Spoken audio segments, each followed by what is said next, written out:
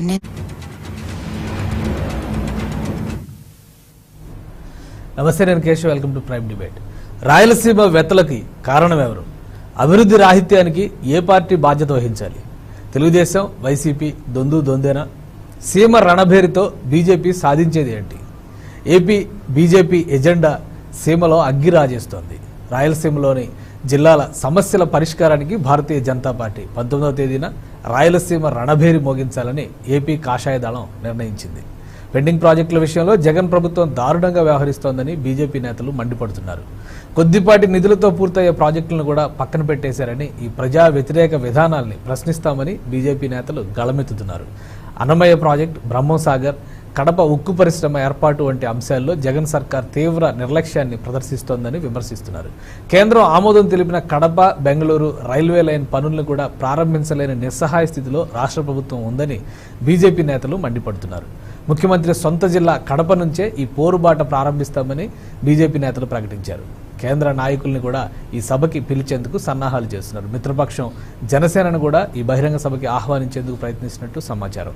ఈ అంశంపైన ఇవాళ prime debate చూద్దాం. ఈ డిబేట్లో పార్టిసిపేట్ చేస్తున్నారు వైసీపీ నాయకులు వేణుగోపాల్ రెడ్డి గారు, అలానే బీజేపీ నాయకులు పాకా సత్యనారాయణ గారు, తెలుగుదేశం పార్టీ నాయకులు సయ్యద్ రఫీ గారు, జనసేన పార్టీ నాయకులు శరత్ గారు. ముందుగా బీజేపీ నాయకులతోనే మాట్లాడదాం. సత్యనారాయణ గారు, ఏంటి రణభేరి? ఏంటి మొన్నటి వరకు ప్రజలకు సంబంధించినటువంటి సమస్యలను ఫోకస్ చేయడానికి విజయవాడ పరిసరాల్లో ఒక సభ, ఇలా సభలు నిర్వహిస్తున్నటువంటి పరంపరలో భాగంగానే దీన్ని చూడాలా, లేదా రాయలసీమకు సంబంధించి ప్రత్యేక ఎజెండాని బీజేపీ మరోసారి తీసుకోబోతుందా? ముందుగా మీకు నమస్కారం. భారతీయ జనతా పార్టీ ఆంధ్రప్రదేశ్ రాష్ట్రానికి సంబంధించినటువంటి విషయంలో ఈ ప్రాంతానికి కేంద్రం నుంచి విడుదల చేసేటటువంటి నిధులు ఏమిటి, జరుగుతున్న పనులు ఏమిటి, రాయలసీమ అలసత్వానికి సంబంధించినటువంటి విషయంలో ఎవరి పాత్ర ఎంత అనేటువంటి విషయాన్ని దిగ్గు తేల్చడం కోసం ఈ రాయలసీమ రణభేరి అనేది ఏర్పాటు చేయడం జరిగింది. వాస్తవంగా ఉమ్మడి ఆంధ్రప్రదేశ్ కానీ విభజిత ఆంధ్రప్రదేశ్ తర్వాత కూడా మన ఆంధ్రప్రదేశ్ రాష్ట్రానికి ఖచ్చితంగా వీళ్ళందరూ కూడా ముఖ్యమంత్రులుగా ఉన్నటువంటి వారందరూ, అటు తెలుగుదేశానికి చెందినటువంటి చంద్రబాబు నాయుడు గారు కానీ, ఇవాళ వైసీపీకి ప్రాతినిధ్యం వహిస్తున్నటువంటి జగన్మోహన్ రెడ్డి గారు కానీ, అదే రకంగా వారి తండ్రి గారు వైఎస్ రాజశేఖర రెడ్డి గారు కానీ, బ్రహ్మానంద రెడ్డి గారు కానీ, ఒక్క బ్రహ్మానంద రెడ్డి గారి మినహా మిగిలినటువంటి చాలా వరకు కూడా రాయలసీమకి చెందినటువంటి వ్యక్తులే ఈ యొక్క ఆంధ్రప్రదేశ్కి ముఖ్యమంత్రిగా వ్యవహరించిన తర్వాత ఆంధ్ర రాష్ట్రానికి స్పష్టంగా తేలినటువంటి విషయం ఏంటంటే, రాయలసీమ అనేది కరువు సీమ అనేటటువంటి విషయంగా దాన్ని తీర్చి దాని యొక్క వెనుకబాటుతనాన్ని తీసుకొచ్చారు. అయితే ఈ వెనుకబాటుతనం అన్నది ప్రకృతి పరంగా ఏర్పడిందా, పరిపాలన లోప భూయిష్ట విధానం వల్ల ఏర్పడిందా అనేటటువంటి విషయంలో వాళ్ళు ఎంతసేపు కూడా ఒకరిపై ఒకరు నెట్టేసేటటువంటి ప్రయత్నం చేస్తున్నారు తప్ప వాస్తవ దర్శనం వాళ్ళు చేసేటటువంటి పరిస్థితి కనపడలేదు. రాయలసీమ ప్రాంతానికి ప్రధానమైనటువంటి వనరు కృష్ణానది. కృష్ణానదికి సంబంధించినటువంటి విషయంలో అటు మహారాష్ట్రకి, కర్ణాటకకి, విభజిత తెలంగాణకి, ఆంధ్రప్రదేశ్కి, తెలంగాణ, తమిళనాడుకి మొత్తం 5 రాష్ట్రాలకు సంబంధించినటువంటి నీటి వాటా కేటాయింపులు కృష్ణానది మీద ఉంది. ఈ కృష్ణానదిని ఆనుకున్నటువంటి ప్రాజెక్టులో అతి కీలకమైనటువంటిది ఈ యొక్క తుంగభద్రకు చెందినటువంటి విషయాలు కానీ, లేదా ఈ యొక్క కడప జిల్లాకి చెందినటువంటి చిన్న చిన్న ప్రాజెక్టులు. అంటే ఇవాళ పోలవరం చేయలేదు, లేదా ఇంకోటి చేయలేదని వీళ్ళందరూ ప్రశ్నిస్తున్నారు, అటు తెలుగుదేశం కానీ ఇటు వైసీపీ కానీ. మేము అడుగుతున్నాం ఈ రోజు ఈ సభ ద్వారా ఇవన్నీ అంశాలను కూడా లేపేటటువంటి పరిస్థితి ఉంటుంది. మైలవరం చెందినటువంటి ప్రాజెక్టు కానీ, గండికోట కానీ, బ్రహ్మసాగర్ కానీ, అవుక కానీ, వారవగల్లు కానీ, వెలుగొండ కానీ, పోతిరెడ్డిపాడు యొక్క హెడ్ ఫ్లూయిడ్స్ కానీ, దీనికి సంబంధించినటువంటి విషయాల్లో ప్రభుత్వం కొద్దిపాటి ఖర్చుతోటే అత్యధికమైనటువంటి భూమికి నీరు అందించేటటువంటి పరిస్థితి, త్రాగునీరు ఇచ్చేటటువంటి అవకాశం ఉన్నటువంటి విషయం పట్ల అలసత్వం వల్ల రాయలసీమ పూర్తిగా ఎడారిగా మారేటటువంటి పరిస్థితి ఉన్న కారణంగా ఈ రాయలసీమ వెనుకబాటుకి వెళ్ళేటువంటి పరిస్థితి ఉంది. అదే రకంగా రైట్ మెయిన్ కెనాల్కి సంబంధించినటువంటి విషయాల్లో కూడా ఈ కర్నూలు జిల్లా కూడా దాదాపుగా సిద్ధేశ్వరం దగ్గర అలుగుని ఏర్పాటు చేయండి, తద్వారా కర్నూలు అభివృద్ధి చెందేటటువంటి అవకాశం ఉంటుంది. కర్నూలుతో పాటు దాన్ని ఆనుకున్నటువంటి వెలుగొండ కానీ, వెలుగొండ ద్వారా ప్రకాశం జిల్లాకి, అదే కండలేరు, సోమశిల, హంద్రీనివా, గాలేరు నగిరి, ఈ ప్రాజెక్ట్స్ అన్ని కూడా రాష్ట్ర ప్రభుత్వ పరిధిలో ఉంటున్నటువంటి మైనర్ అండ్ మీడియం ఇరిగేషన్ సంబంధించినటువంటి ప్రాజెక్టుల మీద ఖర్చు ఏమాత్రం కూడా చేయకుండా మొత్తం బాధ్యత అంతా కూడా కేంద్రం మీద నెట్టి బీజేపీ రాష్ట్రానికి ఏదో ద్రోహం చేసిందనేటటువంటి భావనని నిర్మాణం చేయాలని రెండు ప్రాంతీయ పార్టీల యొక్క కుటీర యత్నాలని పగలగొట్టి తద్వారా ఆంధ్రప్రదేశ్ రాష్ట్ర ప్రజానీకానికి ముఖ్యంగా రాయలసీమ ప్రాంతంలో ఉన్న ప్రజానీకానికి జాగృతి చేసేటటువంటి కోసం ఏర్పాటు చేసినటువంటి సభే ఈ యొక్క కడప రణబేరి, మా యొక్క రాయలసీమ రణబేరి. ఈ రణబేరి ద్వారా ఇంకొక రెండో ప్రధానమైన అంశం ఏంటంటే ఈ యొక్క ప్రాంతంలో ఉంటున్నటువంటి పేదరికం ఆధారంగా ఈ ప్రాంతాల్లో పెరిగేటటువంటి ఈ యొక్క ఫ్యాక్షనిజం, తద్వారా జరిగేటటువంటి ఈ నేర ప్రవృత్తి, దీన్ని నిలువరించేటటువంటి ప్రయత్నం, ఈ రకమైనటువంటి ప్రయత్నం చేసి అదే రకంగా భారతీయ జనతా పార్టీ నేతృత్వంలో ఈ 7-8 సంవత్సరాల కాలంలో రాయలసీమకి తిరుపతి సంబంధించినటువంటి ప్రాంతాల్లో మేము ఏర్పాటు చేసినటువంటి అనేక ప్రాజెక్టులను ఈ సందర్భంగా తెలియజేసేటటువంటి ప్రయత్నం చేయడం, అదే రకంగా కిసాన్ రైలు అనేటటువంటిది కూడా ప్రత్యేకంగా దాన్ని ఏర్పాటు చేసి తద్వారా రాయలసీమ ప్రాంతాల్లో ఉండుకున్నటువంటి ఈ యొక్క వ్యవసాయ ఉత్పత్తులు అంతర్జాతీయ స్థాయికి వెళ్ళేటటువంటి పరిస్థితి చూసేటటువంటి ఒక విధానం. దీనికి తోడు లాస్ట్ ఇయర్ పార్లమెంట్ లో ప్రవేశపెట్టినటువంటి బడ్జెట్ లో నిర్మలా సీతారామన్ గారు ఏదైతే అనంతపూర్కి చెందినటువంటి కనీస లాస్ట్ పాయింట్ లో వాటర్ రానటువంటి భూములు ఏవైతే ఉన్నాయో ఆ భూముల మీద మీరు వీళ్ళ కనుక బ్యాంకు రుణాల ద్వారా ఈ యొక్క సౌర విద్యుత్పత్తి ఏర్పాటు చేసుకునేటటువంటి పరిస్థితి వస్తే తద్వారా ఆ రైతాంగానికి ఆ విద్యుత్తుని అమ్మే దాని ద్వారా ఆదాయం వచ్చేటటువంటి ప్రయత్నం కూడా ఈ యొక్క అనంతపూర్ జిల్లాకి ప్రత్యేకంగా చేపట్టేటువంటి విషయం కూడా కేంద్రం జరిగేటువంటి పరిస్థితి. అదే రకంగా ఇవాళ అమరావతి రాజధానిగా ఉన్నటువంటి ఈ ప్రాంతానికి మేము డైరెక్ట్ గా రాయలసీమ ప్రాంతాల నుంచి నేరుగా హైవేస్ ని ఏర్పాటు చేసి కేవలం ఒక 5-6 గంటల కాలంలోనే ఈ యొక్క రాష్ట్ర రాజధానికి సంబంధించినటువంటి ఒక చక్కటి రహదారులు ఈ మధ్య నితిన్ గడ్కరీ గారి నేతృత్వంలో 2 ప్రధానమైనటువంటి రహదారులు కూడా ఏర్పాటు చేసేటువంటి పరిస్థితి వచ్చింది. ఇన్ఫ్రాస్ట్రక్చర్ అటు పక్క హార్డ్లీ ఒక 100 కిలోమీటర్ల అవతల బెంగళూరు ఎంతో సుసంపన్నమై ఉండగా 100 కిలోమీటర్ల దాదాపుగా యువతల ఆంధ్రప్రదేశ్ రాష్ట్రంలో కరువు క్షేమము. ఇదే ప్రాంతంలో 50 ఎకరాలు ఉన్న రైతు కూడా బెంగళూరు పట్టణాల్లో వాళ్ళ లాడ్జిల్లో మరి పనిచేసేటటువంటి రైతుల కుటుంబాలు, అనేక కుటుంబాలని మా యొక్క పరిశోధనలో వాళ్ళకు అందరూ కూడా గమనించడం జరిగింది. కాబట్టి ఈ పేదరిక నిర్మూలన కోసం, ఈ రాయలసీమ ప్రాంత అభివృద్ధి కోసం, రాయలసీమలో ఉండేటటువంటి యొక్క నీటిని తెచ్చుకునేటటువంటి విధానంలో ప్రభుత్వం అనుసరిస్తున్నటువంటి ఈ యొక్క నిర్లక్ష్య ధోరణి, వీటన్నిటిని కప్పిపుచ్చుతూ కేవలం ఫ్యాక్షన్ ఆధారంగా, వర్గపోరుల ఆధారంగా రాజకీయాన్ని నడిపేటటువంటి ప్రయత్నాన్ని పగలగొట్టుతూ ఈ యొక్క వ్యవస్థలో ఉండుకున్నటువంటి యువతకి ఈ ఫ్యాక్షన్ వైపు కానీ నేర ప్రభుత్వం వైపు వెళ్లకుండా భారతదేశంలో సుసంపన్నమైనటువంటి రాష్ట్రాల జాబితాలో వెళ్ళాలంటే ఈ ప్రధానంగా ఉండుకున్నటువంటి కడప, కర్నూలు, చిత్తూరు, అనంతపురం ఈ 4 జిల్లాల యొక్క అభివృద్ధి కూడా కోస్తాలతో ధీటుగా రావాల్సిన అవసరం ఉంది. ఆ ప్రాంతాల్లో భూసార పరీక్షలు చేసి ఆ భూసార పరీక్షల ద్వారా వ్యవసాయ సైంటిస్టులతోటి, శాస్త్రవేత్తలతోటి దానికి సంబంధించినటువంటి తక్కువ నీటి మోతాదుతోటి అత్యధికంగా పండించేటటువంటి పంటల మీద కూడా విశ్లేషణ చేసేటటువంటి ప్రయత్నం చేసేటటువంటి యోచన అంతా కూడా ఈ యొక్క ఒక డ్రాఫ్ట్ ఒకటి సమగ్రంగా దీన్ని తయారు చేసేటటువంటి పరిస్థితి ఉంది. ఈ రకంగా ఆంధ్రప్రదేశ్ రాష్ట్రంలో ప్రధానంగా ఈ ప్రాంతాలకు వెనకబడటానికి గల కారణం రాయలసీమ ప్రాంతాల నుంచి ముఖ్యమంత్రులు ఉన్నప్పటికీ ఆ 2 పార్టీల యొక్క అలసత్వ విధానాల వల్లే ఈ యొక్క 4 జిల్లాలు పూర్తిగా వెనకబడి ఉన్నాయనేది భారతీయ జనతా పార్టీ యొక్క వాదన ప్రజాబాహుళ్యంలోకి తీసుకెళ్లే నిమిత్తం ఆ ప్రాంతంలో మేము ఈ యొక్క రాయలసీమ రణబేరి అనే దాన్ని ప్రత్యేకంగా ఏర్పాటు చేశామని చెప్పి మీ ద్వారానే తెలియజేస్తా ఉన్నాం. రైట్. జనసేన పార్టీ నాయకులు శరత్ గారు, మీ అభిప్రాయం ఏంటి? బీజేపీ చేస్తున్నటువంటి వాదనతో జనసేన ఏకీభవిస్తుందా? శరత్ గారు మీ ఆడియో మ్యూట్. రైట్ మాట్లాడండి, వస్తుంది మాట్లాడండి. ముందుగా ప్రేక్షకులందరికీ నమస్కారం అండి. అలాగే తోటి ప్యానలిస్టులందరికీ కూడా నమస్కారం అండి. చాలా డీటెయిల్ గా మనకి మన మిత్రపక్షం బీజేపీ నాయకులు చెప్పినట్టుగా ఆ ప్రాజెక్ట్స్ అనేది, లేకపోతే అగ్రికల్చర్ ఆస్పెక్ట్స్ అనేది, లేకపోతే ఇవన్నీ కూడా చాలా కరెక్ట్ ఇన్ఫర్మేషన్ అండి. ఇక్కడ స్టాటిస్టికల్ గా నేను కూడా లేనటువంటి ఇన్ఫర్మేషన్ చెప్తా ఉంటాను, బట్ దానికి అడిషనల్ గా కొన్ని పాయింట్స్ చెప్తాను ఇప్పుడు. సో ఇప్పుడు సీఎం ఉన్నా సరే ఈ రోజు వరకు కూడా అక్కడి నుంచి రిప్రజెంటేషన్ ఉన్నా సరే డెవలప్మెంట్ అనేది లేని పరిస్థితుల్లో ఉండి, సో ఇప్పటికీ కూడా అక్కడ ప్రజలు చాలా ఇబ్బందులు పడుతూ ఏదన్నా వెల్ఫేర్ వస్తుందా, స్కీమ్స్ వస్తాయా అనే ఉద్దేశంతో ఎదురు చూస్తున్నారంటే కనుక ఇది పూర్తిగా గడిచిన 7 దశాబ్దాల్లో ఆ ప్రభుత్వాల వైఫల్యం కిందే మనం మాట్లాడుకోవాల్సిన పరిస్థితి వస్తుంది సార్. సో అలాగే ప్రత్యేకంగా చెప్పాలంటే కనుక మెయిన్ రాయలసీమలో వాటర్ స్కేర్సిటీ ఉండడం వల్ల దానికి ఓరియంటేషన్ లో నవంబర్ 2019లో సుమారుగా 23 డిసెంబర్ 2019లో జగన్ గారు గవర్నమెంట్ ఫామ్ అయిన 6 నెలల తర్వాత అక్కడ 23,000 కోట్లతో మేము ప్రాజెక్ట్ స్టార్ట్ చేస్తున్నామని చెప్పి ఆ రోజు హడావుడిగా వెళ్ళి శంకుస్థాపనలు చాలా చేశారు సార్.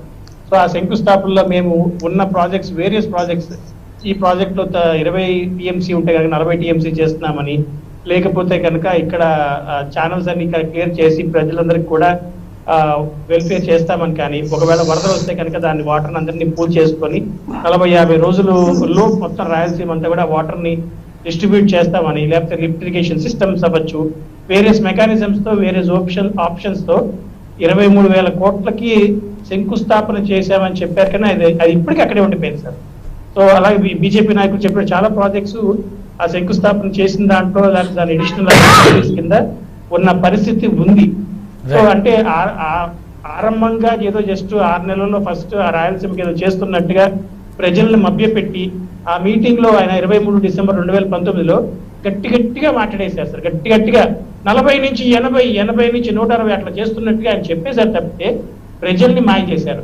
అలాగే ఇక్కడ కొన్ని పాయింట్స్ మనం చెప్పాలంటే కనుక సార్, కృష్ణా మీద డిపెండ్ అయి ఉన్న వేరియస్ ఓరియంటేషన్ లో కృష్ణా మీద డిపెండ్ అయి ఉన్న ఇరిగేషన్ ప్రాజెక్ట్స్ ఏవైతే ఉన్నాయో వాటన్నిటినీ కూడా ఇప్పటికీ ఒక కొలిక్కి తీసుకొచ్చే పరిస్థితి లేదు, లేకపోతే దాని గురించి ఆలోచన అక్కడ ఉన్న ఎమ్మెల్యేలకు కానీ లేకపోతే మంత్రులకు కానీ, అక్కడి నుంచి రిప్రజెంటేషన్ మంత్రులకు కానీ, ప్రత్యేకంగా సీఎం గారు కూడా ఆ ఏరియా నుంచి వచ్చినారు, ఆయన లేదు.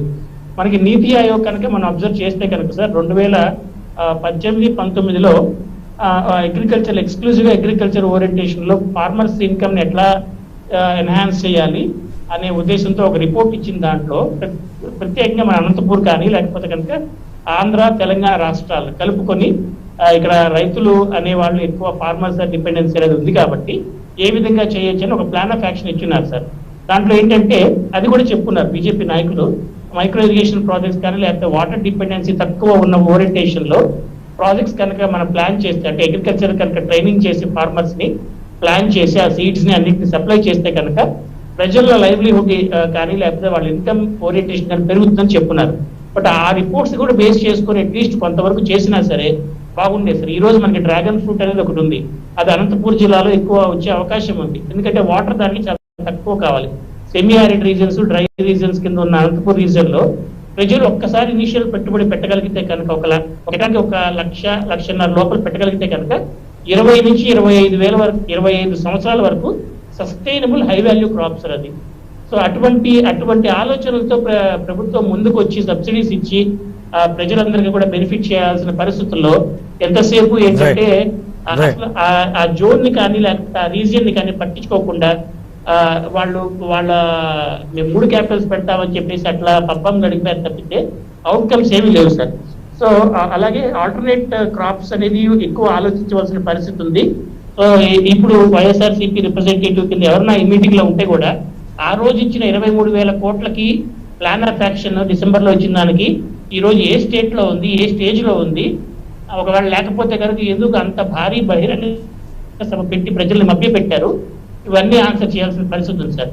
అలాగే మనకి 2015లో చూస్తే 15-16లో చూస్తే సిపిఎం వాళ్ళు బస్సు యాత్ర చేశారు రాయలసీమ కోసం. అలాగే పాత గవర్నమెంట్ చంద్రబాబు నాయుడు గారు కూడా కొన్ని మేము ఇది చేస్తాం, యాక్షన్ ప్లాన్ చేస్తామన్నారు. ఇవన్నీ ఫెయిల్యూర్ అవడం వల్ల ఈ రోజు రాయలసీమ రణబేరి అని చెప్పి మా మిత్రపక్షం బీజేపీ నాయకులు కానీ లేకపోతే అక్కడి నుంచి సెంట్రల్ నుంచి వచ్చే రిప్రజెంటేటివ్స్ కానీ ఇవన్నీ కూడా బయటకు తీసుకొచ్చి దానికి చేయవలసిన సపోర్ట్ సిస్టమ్ లో చెప్పడం కానీ లేకపోతే మెజర్స్ కానీ యాక్షన్ ప్లాన్ కానీ ఇస్తే అట్లీస్ట్ ఇప్పుడైనా గవర్నమెంట్ కళ్ళు తెరుచుకొని ప్రజలందరికీ కూడా బెనిఫిట్ అయ్యే మంచి వెల్ఫేర్ ఓరియంటేషన్ స్కీమ్స్ అని ఇంప్లిమెంట్ చేస్తారని మేము ఎదురు చూస్తున్నాం సార్. రైట్ రఫీ గారు, మీరు ప్రభుత్వ వైఫల్యాల లేక అక్కడ ప్రకృతి సిద్ధంగా ఏర్పడినటువంటి అవరోధాల ఏది కారణం రాయలసీమ సమస్యకి? ప్రతిసారి ఇది ఒక రాజకీయ అంశంగా మాత్రమే మిగిలిపోతుందా?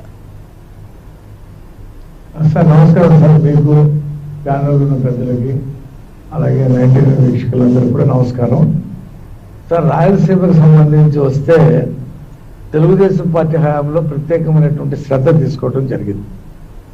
మీకు హంద్రేనీవా కానీ, తెలుగు గంగ కానీ, ఇలాగా నెట్టం భీమా నెట్టం కానీ, అలాగే అనేక ప్రాజెక్టుల్ని గండికోట ప్రాజెక్టు కానీ ఇవన్నీ కూడా చాలా నిధులను కేటాయించి వాటిని చాలా శరవేగంగా ముందుకు తీసుకెళ్ళడం జరిగింది తెలుగుదేశం పార్టీ హయాంలో. తెలుగుదేశం ఎన్టీ రామారావు గారు మానసపుత్రిగా తెలుగుగా ప్రారంభమైంది. అయితే నేనేమంటానంటే చంద్రబాబు నాయుడు గారు ముఖ్యమంత్రిగా ఒక పక్కన కియా ఫ్యాక్టరీని తీసుకొచ్చారు, రేణుగుంట దగ్గర శ్రీ సిటీని తీసుకొచ్చారు, అనేక పరిశ్రమలు ముఖ్యంగా డిప్ ఇరిగేషన్ ని తీసుకొచ్చి రాయలసీమలో ప్రవేశపెట్టారు తక్కువ నీటితో ఎక్కువ పంటలు సృష్టించడం కోసం. అలాగే రాయలసీమ 4 జిల్లాల మీద ప్రత్యేకమైనటువంటి శ్రద్ధ పెట్టడం జరిగింది. నేనేమంటా అంటే బీజేపీ నాయకులు ఈ రోజున వాళ్ళు రణభేరి పెడుతున్నారు, అది మంచిదే, దాన్ని మేమేమీ వ్యతిరేకించము, అది వాళ్ళ వాళ్ళ వాళ్ళ విధానం ప్రకారం వాళ్ళు పెడుతున్నారు. నేను బీజేపీ నాయకులు సత్యనారాయణ గారు చాలా విషయాలు చెప్పారు, చాలా మంచిగా కూడా చెప్పారు, కొన్ని అందులో ఆహ్వానించదగినటువంటి అంశాలు కూడా ఉన్నాయి. అయితే అందరినీ ఒకటే ఘాటును కట్టి మాట్లాడటం అనేది సరైనది కాదు. మీరు వేరే చేసుకోండి. ఇప్పుడు జగన్మోహన్ రెడ్డి ప్రభుత్వం ఈ 3 సంవత్సరాలు ఎంత రాయలసీమకి ఇరిగేషన్ మీద కానీ కొత్త పరిశ్రమలు తీసుకురావటం మీద కానీ ఏం శ్రద్ధ చూపించింది. చంద్రబాబు నాయుడు గారి హయాంలో 5 సంవత్సరాలు 2014-19లో ఎంత ఇరిగేషన్ మీద పెట్టడం జరిగింది, ఏ ప్రాజెక్టు కంప్లీట్ చేయడం జరిగింది, చివరికి పులివెందులకు కూడా నీళ్లు తీసుకొచ్చి ఇవ్వడం జరిగింది. కాబట్టి ప్రత్యేకమైన శ్రద్ధ పెట్టడం జరిగింది. ఇవాళ బీజేపీ నాయకుల్ని నేను ఒకటి అడుగుతున్నాను, విభజన హామీల్లో ఉన్నటువంటి వెనుకబడిన జిల్లాలకి సంబంధించినటువంటి ప్రతి ఏటా ఇవ్వాల్సినటువంటి డబ్బులు ఇంతవరకు ఇవ్వలేదు, ఒకసారి ఇచ్చినవి కూడా వెనక్కి తీసుకున్నారు. అందులో రాయలసీమకు సంబంధించినటువంటి 4 జిల్లాలు ఉన్నాయి, ఉత్తరాంధ్రకు సంబంధించి 3 జిల్లాలు ఉన్నాయి. ఈ 7 జిల్లాలకి ప్రతి ఏటా డబ్బులు ఇస్తామని చెప్పారు, కానీ ఇంతవరకు ఒక్క రూపాయి ఇవ్వలేదు. 1 సంవత్సరం ఇచ్చింది వెనక్కి తీసుకున్నారు. అలాగే రైల్వే ప్రాజెక్టులు మీరు శాంక్షన్ చేశారు, రాష్ట్ర ప్రభుత్వం మ్యాచింగ్ గ్రాంట్ ఇవ్వట్లేదు, భూమి సేకరణ చేయడంలో వెనకబడిపోయింది. బెంగళూరుకి కడపకి రావాల్సినటువంటి రైల్వే లైన్ శరవేగంగా పనులు జరగట్లేదు, ఎక్కడ వేసిన గంగుళి అక్కడే ఉన్నట్టుంది. కాబట్టి మీరు వైసీపీ ప్రభుత్వాన్ని తెలుగుదేశం ప్రభుత్వాన్ని ఈక్వల్ చేసి బీజేపీ వాళ్ళు మాట్లాడటం కరెక్ట్ కాదు. ముందు మీరు కేంద్రం నుంచి రావాల్సినటువంటి నిధుల్ని సాధించండి. తర్వాత అలాగే క్యాపిటల్ కి సంబంధించి కూడా కొంతమంది మాట్లాడారు, ఇప్పుడు సజ్జన్ గారు మాట్లాడలేదు అనుకోండి. కేంద్రం ఆమోదించిన చట్టం ప్రకారం అయితే ఏ క్యాపిటల్ అంటే ఏ క్యాపిటల్లో ఏమేమి ఉండాలి, హైకోర్టు, అలాగే రాజభవన్, అసెంబ్లీ, శాసనమండలి, సెక్రటరియట్ ఉండాలని పార్లమెంట్ ఆమోదించినటువంటి చట్టం ఏ క్యాపిటల్. తర్వాత జీ క్యాపిటల్, దాని ప్రకారంగానే అప్పుడు భారతీయ జనతా పార్టీ కేంద్రంలో మద్దతు ఇచ్చినటువంటి చట్టం ప్రకారంగా వాళ్ళు వెంకయ్యనాయుడు గారు ఆమోదించినటువంటి చట్టం ప్రకారంగానే మనకి క్యాపిటల్ నిర్మాణం జరిగింది. అది జగన్మోహన్ రెడ్డి గారి ప్రభుత్వం దాన్ని చంపేసింది అనుకుంటే వేరే సంగతి. ఇవాళ నేనేమంటానంటే ప్రత్యేక హోదా వస్తే ముఖ్యంగా బాగుపడేది వెనుకబడిన జిల్లాలే, ముఖ్యంగా వెనుకబడిన జిల్లాల్లోనే దానికి ప్రాధాన్యత ఉండేది. ప్రత్యేక హోదా గురించి పోరాటం చేస్తామని చెప్పి ఇస్తామని చెప్పి చేసిన వాళ్ళందరూ కూడా కాడి వదిలేశారు. కాబట్టి భారతీయ జనతా పార్టీ వాళ్ళ కేంద్రంలో ఉంది కాబట్టి ఇవాళ పాండిచేరిలో ప్రత్యేక హోదా ఇస్తామన్నారు, లేదా నీతి ఆయోగ్ చైర్మన్ బీహార్లో ప్రత్యేక హోదా ఇవ్వాల్సిన అవసరం ఉన్నవారు. ప్రత్యేక హోదా ముగిసిపోయిన అంశం కాదని చెప్పి భారతీయ జనతా పార్టీ నాయకులు కేంద్ర మీరు ప్రత్యేక హోదాను సాధిస్తే పరిశ్రమలు వస్తే రాయలసీమ ప్రాంతం అభివృద్ధి చెందుతుంది, నిరుద్యోగులకు ఉద్యోగాలు దొరుకుతాయి. ఆ దిశగా మీరు ఆలోచించి విభజన హామీలు, కడప స్టీల్ ప్లాంట్ గురించి ఆలోచన చేయండి. మీ చేతిలో ఉన్నది అధికారం కేంద్రంలో, కాబట్టి మీరు అది సాధిస్తూ ఇక్కడ రణవేరీ చేస్తే బాగుంటుందని చెప్పి. రైట్ వేణుగోపాల్ రెడ్డి గారు, మీ సమాధానం ఏంటి? విభజన హామీలు అమలు చేస్తే సరిపోతుందా, లేదా రాష్ట్ర ప్రభుత్వం చేయాల్సినటువంటి పనులు ఇప్పుడు బీజేపీ ప్రశ్నిస్తున్నటువంటి పరిస్థితి, కడప స్టీల్ ప్లాంట్ కానీ అలానే బ్రహ్మసాగర్ ప్రాజెక్టులకు సంబంధించి అతి కొద్దిగా నిధులు కేటాయించినా జరిగిపోయేటువంటి అవకాశం ఉంది, రాయలసీమ సస్యశ్యామలం అవుతుంది అనేటువంటి వాదన పైన వైసీపీ ఏ సమాధానం చెప్తుంది? సార్, ముందుగా 99 టీవీ యజమాన్యానికి, అదేవిధంగా సిబ్బందికి, ప్యానెల్లో ఉండే పెద్దలకి, వీక్షణ ప్రేక్షకులకి మీకు నా నమస్కారం సార్. సార్ ఈ రోజు బీజేపీ నాయకులు ఏం అనుకున్నారంటే ఏదో నార్త్ ఇండియాలో లాగా కుల మతం ముందు పెట్టుకునేసి రాజకీయం చేసేస్తే మనము రాజకీయ లబ్ధి పొందుతాము అనుకున్నారు. కానీ ఆ పప్పులు ఈ రాష్ట్రంలో ఉడకలేదు కాబట్టి ఇప్పుడు రాయలసీమ రణబేరి అనేసి ఒక కొత్త టైటిల్ తో తీసుకుని వచ్చి రాయలసీమకి అన్యాయం జరుగుతా ఉంది, రాయలసీమకి గత ప్రభుత్వాలు అన్యాయం చేశాయి, మేము వచ్చి ఉద్ధరిస్తామని చెప్తున్నారు. అసలు మొట్టమొదట బీజేపీ సపోర్ట్ తోనే కాంగ్రెస్ రాష్ట్రాన్ని ఒక ఓటు 2 రాష్ట్రాలుగా విభజించారు.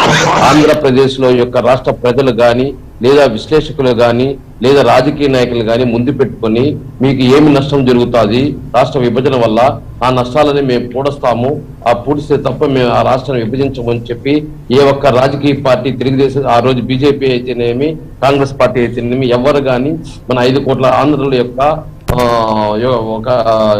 ఒక ఇది కూడా మన దగ్గర వాళ్ళకు తీసుకోకుండా రాష్ట్రాన్ని విభజించారు.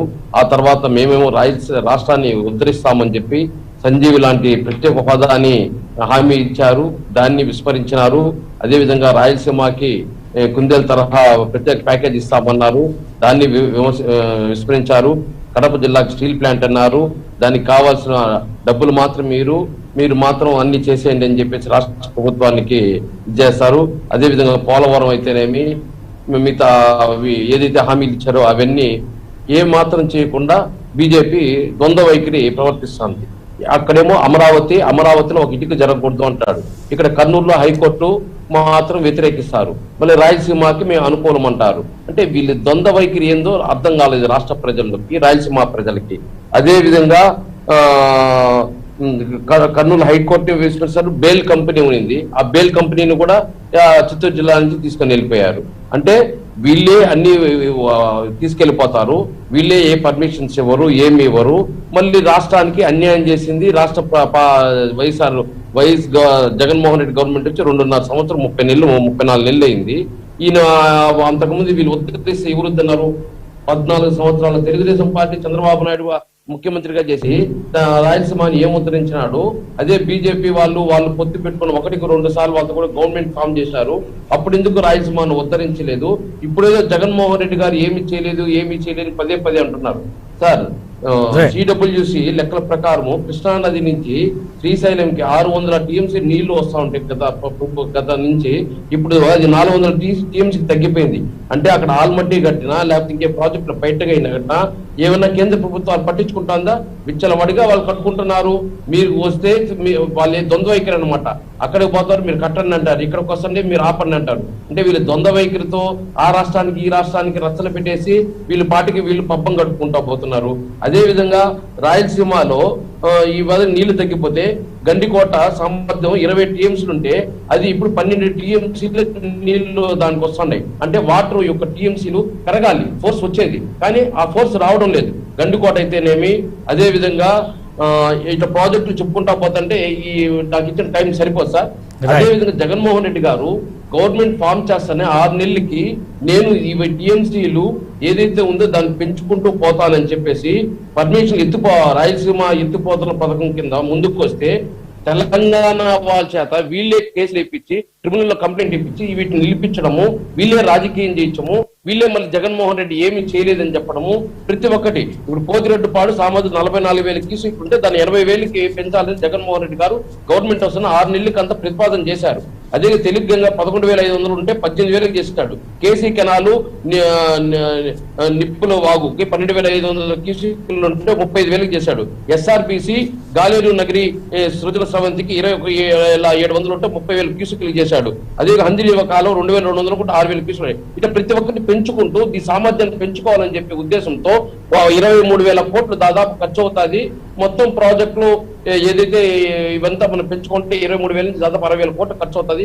స్టెప్ బై స్టెప్ మనం చేసుకుంటామని చెప్పి పర్మిషన్ కి దానికి పోతే ప్రతి దాన్ని వీళ్ళు అడ్డుకునేది, వీళ్ళు ప్రతి ఒక్కటి ట్రిబ్యునల్ లో పెట్టేసేది. వీళ్ళు ఏ మాత్రం దానికి రూట్ మ్యాప్ ఇవ్వరు, ఏ మాత్రం క్లియరెన్స్ ఇవ్వరు, అన్ని అణిగిదొక్కి కింద పెట్టుకుంటారు. వీళ్ళు ఏమిరా అంటే రాష్ట్ర ప్రభుత్వాలు బ్లేమ్ చేసుకుంటూ ముందుకు పోతారు. వీళ్ళు ఏం చేస్తున్నారు? ప్రతి ఒక్కటి రాష్ట్రంలో హోదా కాడి నుంచి ఈ విషయాలు ఇరిగేషన్ వరకు ఏది చూసినా వాటికి పర్మిషన్లు ఎవరు, దానికి ఎవరు తొక్కి వాళ్ళ కాలు కింద ఒకటి వేణుగోపాల్ రెడ్డి గారు ఇప్పుడే ప్రస్తావించారు, సత్యనారాయణ గారు ప్రస్తావించారు, పర్మిషన్ ఇచ్చిన వైఎస్ఆర్ పార్టీ వస్తే వైఎస్ఆర్ బ్లేమ్ చేయడము, ఇది చేయడము, రాష్ట్ర ప్రభుత్వాలు ఏం పవన్ కళ్యాణ్ వీళ్ళు బీజేపీ ఏదో ఉద్ధరించేస్తాము, మేము మతాలు కులాలు ఎవరు ప్రజలు నమ్మలేదు కాబట్టి ఆంధ్రప్రదేశ్ లో ఇప్పుడు ఇరిగేషన్ పైన మేము ఉద్యమించేస్తున్నాం అని చెప్పేసి, మరి కర్నూలు ఏమైంది, హోదా ఏమైంది, ఇందులో పవన్ కళ్యాణ్ పాత్ర ఏంటి? వేణుగోపాల్ రెడ్డి గారు పవన్ కళ్యాణ్ పాత్ర ఏంటి? బీజేపీ సభ నిర్వహిస్తే పవన్ కళ్యాణ్ పాత్ర ఏంటి? పవన్ కళ్యాణ్ పాత్ర ఏంటి? బీజేపీ సభ నిర్వహించాలి. బీజేపీ నేను ప్రశ్నించాను ఆ రోజు ప్రభుత్వం, చంద్రబాబు నాయుడు ప్రభుత్వం ఉంటే చంద్రబాబు నాయుడు ఏ రోజు ప్రశ్నించా, ప్రతిపక్షంలో జగన్మోహన్ రెడ్డి ప్రశ్నించాడు, ఏమయ్యా నువ్వు అసెంబ్లీకి పోలేదనేది. అసెంబ్లీలో కూర్చొని వాళ్ళ దగ్గర అవమానపడేది, ప్రజల్లో ఉండే వాళ్ళ సమస్యలు తీసుకొని రేపు ప్రభుత్వం పరిష్కరిస్తామని ఈ రోజు 1,30,000 కోట్ల సంక్షేమ కార్యక్రమాలకి అదే విధంగా అభివృద్ధి కార్యక్రమాలు చేస్తూ ఉన్నారు జగన్మోహన్ రెడ్డి గారు. ఆ రోజు జగన్మోహన్ రెడ్డి గారు అసెంబ్లీలో కూర్చుంటే చంద్రబాబు నాయుడు జగన్ మాట పెరుగుకొని ఇవి అదివరే చెప్పినట్టు శాసనసభని అవమానపరుచుతా ఉండాలి. ఈ రోజు మళ్ళీ పవన్ కళ్యాణ్ మాట్లాడతాడు, ఆ రోజు జగన్మోహన్ విమర్శించాడు. ఈ రోజు అధికారంలో వచ్చినప్పుడు ఏ రోజు చంద్రబాబు నాయుడు, తెలుగుదేశం పార్టీ, బీజేపీ, జనసేన ముగ్గురు కలిపి మేము హోదా ఇస్తాము, మేమే రాష్ట్రాన్ని ఉద్ధరిస్తాము అనే పక్కన పెట్టేశారు. మళ్ళీ ఇప్పుడు ఉద్ధరిస్తామని చెప్పి మళ్ళీ పవన్ కళ్యాణ్ ముందు వేసుకొని జనసేన నాయకులేమో బీజేపీని నమ్ముకున్నాడు, చంద్రబాబు నాయుడు ఏమో జనసేన నమ్ముకుంటాడు. వీళ్ళు ఒకరిని నమ్ముకునేదిను వచ్చేది రాష్ట్రాన్ని మేము ఉద్ధరిస్తామని చెప్పి మళ్ళీ 2 సంవత్సరాల తర్వాత చంద్రబాబు నాయుడు విమర్శించేది, లేదా జగన్ జనసేన నాయకులు పవన్ కళ్యాణ్ మన జగన్మోహన్ రెడ్డి విమర్శిస్తున్నారు. ఎంత ఒక డ్రామా ఫ్యాక్షన్ వీళ్ళు చేస్తున్నారు. వీళ్ళు నమ్మే పరిస్థితి లేదు. వీళ్ళు మతాల గురించి, కులాల రథాలు, శివాలయాలు, టెంపుల్స్, క్రిస్టియన్, హిందూ అన్ని చేశారు. ఏమి ఇక్కడ ప్రజలు నమ్మలేదు, తిప్పి కొట్టారు. ఇప్పుడేం చేశారు, కడప రాయలసీమ రణబేరు నుంచి బుధాలు వేసుకొని వచ్చినారు. ఇది నమ్ముతారని, దీనికంటే పర్మిషన్లు ఎవరు తొక్కు పెట్టుకోండి, ప్రజలంతా అవగాహన లేకుండా ఉంటారా? చేస్తారు, ఆ నుంచి బయట రానియకుండా ఆన్నే పబ్బం కడతారు. రాష్ట్ర ప్రభుత్వాలు ఏం చేయాలి అని చెప్పేసి తెలంగాణ వాళ్ళు ఆంధ్రాకి, ఆంధ్ర వాళ్ళు తెలంగాణకి రచ్చబెట్టేసి వేడికి చూస్తూ ఉంటారు. ఇవన్నీ రాజకీయాలు చిన్నపిల్లకాయలు కూడా చెప్తారు సార్. సత్యనారాయణ గారు ఏంటి, మతం, ప్రాంతం, కులం అన్ని అయిపోయినాయి కాబట్టి ఇప్పుడు మళ్ళీ రాయలసీమ విభజనవాదం లాగా, లేదంటే రాయలసీమ అస్తిత్వం మీద చేసేటువంటి పోరాటంగా దీన్ని రాజకీయ ఉద్యమంగా మలిచే కుట్ర బీజేపీ చేస్తుందా? ఇప్పుడు 151 స్థానాలతోటి ఆంధ్రప్రదేశ్ రాష్ట్రంలో తిరుగులేని అధికారానికి వైఎస్ఆర్సీపీ కట్టబెట్టిన తర్వాత ఈ 3 సంవత్సరాల కాలంలో వారు పూర్తిగా పరిపాలనలో వైఫల్యం చెందని ఆశించినటువంటి మేరకు మైలేజీ రాని సందర్భంలో ఇవాళ ప్రతిపక్షాలు, మొన్న పవన్ కళ్యాణ్ గారి సభ అయినా, రేపు జరగబోయేటటువంటి ఈ యొక్క రాయలసీమ రణభేరైనా చూసి దీనికి సంబంధించినటువంటి విషయాల్లో ఆత్మన్యూన్యతా భావానికి లోనై ఇవాళ వాళ్ళందరూ కూడా మాట్లాడే పరిస్థితి వచ్చింది. ఇవాళ సూటిగా మేము అడుగుతున్నాం ప్రశ్నలు. ఒకే ఒకటి, కేంద్రం నుంచి విడుదల అయినటువంటి నిధులతోటి మ్యాచ్ అయ్యి పని కావలసినటువంటి రాష్ట్ర ప్రభుత్వ నిధులకి లేని కారణంగా ఆంధ్రప్రదేశ్ లో దాదాపుగా ఎన్ని ప్రాజెక్టులు నిలబడిపోయినాయి. రైల్వే ఎక్విజిషన్ కి సంబంధించి ల్యాండ్ వాళ్ళు కొనుగోలు చేయలేరు. ఈ యొక్క సెంట్రల్ పోలవరం ప్రాజెక్టుకి సంబంధించిన డిపిఆర్స్ వాళ్ళు ఇవ్వలేరు. ఇవాళ ఈ రాష్ట్రానికి సంబంధించినటువంటి ఈ 4-7 తిరిగి తీసుకోలేకపోవడానికి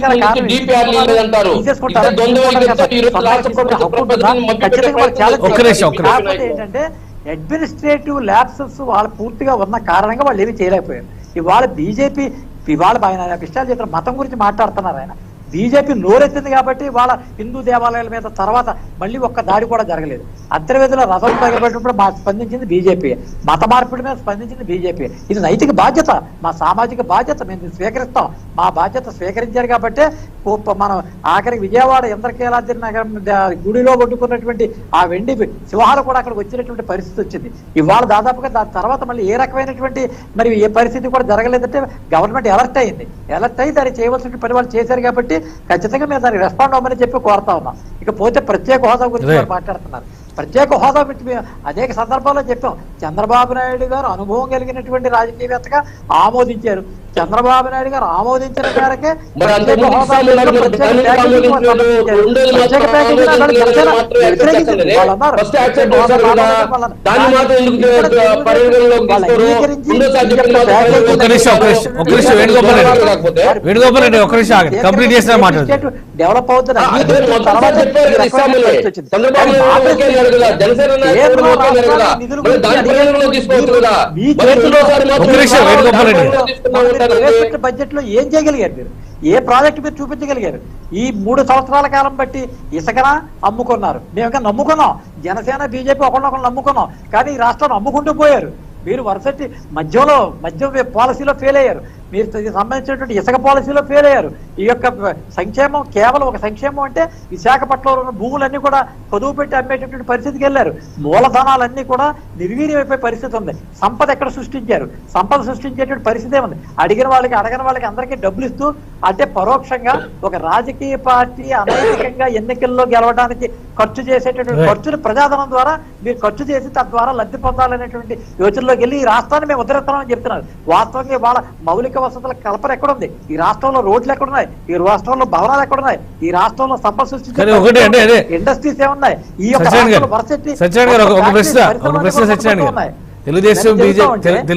తెలుగుదేశం వైసీపీ నాయకులు ఇద్దరు కూడా ప్రత్యేక హోదా ఇస్తేనే సమస్యలన్నిటికీ పరిష్కారం వస్తుంది అంటున్నారు. బీజేపీ నాయకత్వం ఈ రోజు ఈ సభ ద్వారా రాయలసీమకు న్యాయం జరగాలంటే రాష్ట్ర ప్రభుత్వం మీద ఒత్తిడి తీసుకురావాలి అంటున్నారు. వాస్తవం ఏంటి? రాష్ట్ర ప్రభుత్వం మీద ఒత్తిడి తీసుకొస్తే ప్రయోజనాలు జరుగుతాయా? కేంద్రం ఇచ్చినటువంటి అంశాలు, కేంద్రం ఇచ్చినటువంటి హామీలు ఆల్రెడీ క్లియరెన్స్ వచ్చినా కానీ రాష్ట్ర ప్రభుత్వం అచేతనంగా ఉన్నటువంటి పరిస్థితి ఉందా? ఎందుకు ఈ రణబేరి? మీకు ఒక్క ఉదాహరణ చెప్తాను మీకు పోలవరం గురించి. పోలవరం సంబంధించినటువంటి అంచనాల్లో 55,000 కోట్ల రూపాయలకి తెలుగుదేశం ప్రభుత్వం అంచనాలు సవరించి కేంద్ర ప్రభుత్వంగా ప్రవేశపెడితే ఈ వైఎస్ఆర్సీపీ అప్పుడు కేంద్రానికి లేఖ రాసింది. 2013లో ఉన్నటువంటి ఈ యొక్క నష్టపరిహార నివారణ చట్టంలో ఉన్నటువంటి లొసుగుల ఆధారంగా దాదాపుగా 20,000 కోట్లు ఇందులో కొట్టేయాలని తెలుగుదేశం ప్రయత్నం చేస్తున్నారు. కాబట్టి మీరు దాన్ని విడుదల చేయడానికి వీల్లేదు, దాని మీద దర్యాప్తు జరపని చెప్పారు. ఆ వ్యక్తే మళ్ళీ ఇప్పుడు ఆ 2000 ఎవరైతే దీన్ని అపోజ్ చేశారో మాకు ఆ 56,000 కోట్లు కూడా కావాలంటున్నారు. డబ్బులు కావాలి, పని చేయరు, విచారణ కావాలి, కేవలం రాజకీయంగా ఆలోచించి చేసేటటువంటి పని తప్ప ఇందులో ఏ రకమైనటువంటి నిజం లేదు. కానీ మేమనేది కేంద్రం రాష్ట్రానికి చేసేటటువంటి విషయం మీద డిబేట్ పెట్టడం విడిగా. అసలు ఈ రాష్ట్ర ప్రభుత్వం ఎన్నుకున్న నమ్మి మీకు ఓట్లు వేసినందుకు గాను మీరు ఈ రాష్ట్రంలో చేసినటువంటి పనులు చెప్పండి. ఈ రాష్ట్రంలో మీకు జరిగేటటువంటి 14th ఫైనాన్స్ కమిషన్ కానీ, 15th ఫైనాన్స్ కమిషన్ కానీ, నరేగా కానీ, ఫుడ్ ఫర్ వర్క్ కానీ, మేము ఇచ్చేటటువంటి స్కీమ్స్ అన్ని కూడా టోటల్ గా సంక్షేమ పథకాలు కానీ, వ్యాక్సినేషన్ కానీ, దాన్ని అమలు చేసే పరిస్థితి కానీ మొత్తం టేటలంతా కూడా సెంట్రల్ నుంచి కాకపోతే స్టేట్ నుంచి ఇవాళ విడుదల చేసి నితిన్ గడ్కరీ గారు వచ్చి 3 లక్షల కోట్లు ఏపీ స్టేట్ కి. రఫీ గారి ప్రశ్నకు సమాధానం చెప్పండి. వెనుకబడిన జిల్లాలకు సంబంధించి ప్యాకేజీని ఎందుకు అమలు చేయలేదు కేంద్ర ప్రభుత్వం? అమలు చేస్తుంటే కనుక రాయలసీమ కూడా లబ్ధి పొంది ఉండేది కదా. దానికి ఏంటి సమాధానం? బీజేపీ ముందు దానికి సమాధానం చెప్పాలి. ఒక్కొక్క జిల్లాకి 50 కోట్ల చొప్పున అది 10 సంవత్సరాలకు సంబంధించినటువంటి టోటల్ ప్యాకేజ్ 5 సంవత్సరాలకి 350 కోట్లు. కానీ దీనికి సంబంధించినటువంటి డిపిఆర్ సంబంధించిన ప్రాజెక్టు గతంలో ఇవ్వలేదు. డబ్బులు వేసి ఎందుకు తీసేశారనే పాయింట్ ఎందుకు తీసేస్తారో ఎప్పుడైనా సరే ఇది మనకు సంబంధించిన వ్యక్తిగతమైన లావాదేవీలు కాదు. ఒక అడ్మినిస్ట్రేటివ్ సిస్టమ్ లో సంబంధిత శాఖ అధికారులు దానికి సంబంధించినటువంటి నివేదికలు వారు అందజేయవలసిన అవసరం అందజేయనప్పుడు వెళ్తారు. అందజేయకపోతే దాన్ని క్వశ్చన్ చేస్తారు. మీకు లీగల్ బ్యాటిల్ చేస్తారు. దానికి ఏ పరిస్థితి వస్తుంది. దాన్ని క్వశ్చన్ చేయలేనటువంటి పరిస్థితి దీని అంతా కూడా విషయం డైవర్ట్ చేశారు. కానీ వాళ్ళు మేం చెప్పేది వాళ్ళు దానికంటే కూడా పెద్ద ఎత్తున 50 కోట్లు అనే పాయింట్ కాదు. వాళ్ళ మీకు కేంద్రం నుంచి నిధులు విడుదలయ్యేటటువంటి జాబితా మీరు గ్రామ సంవాద్ యాప్ అనేది ఒకసారి నొక్కితే ఏ గ్రామం పడితే ఆ గ్రామానికి 2014 నుంచి 2022 మార్చి వరకు రేపు విడుదలైతే ప్రతి గ్రామం నుంచి ఎన్ని లక్షల రూపాయల నిధులు విడుదలైనాయి అన్నది మీరు గ్రామ సంవాద్ అప్రోచ్ చూస్తే మీకు తెలుస్తూ ఉంటుంది. అయితే దురదృష్టం ఫెడరల్ కాన్సెప్ట్ ఉన్న కారణంగా కేంద్రం ఇచ్చే నిధులు నేరుగా రాష్ట్రంలో చెప్పుకోలేదు. కాబట్టి ఆ వేళ చంద్రన్న ఇవాళ జగన్ అన్న రేపు ఇంకో ఈ రకమైన అన్నాలతోటే నడుస్తుంది తప్ప అసలు తమ కంట్రిబ్యూషన్ ఎంత ఉంది కేంద్రం నుంచి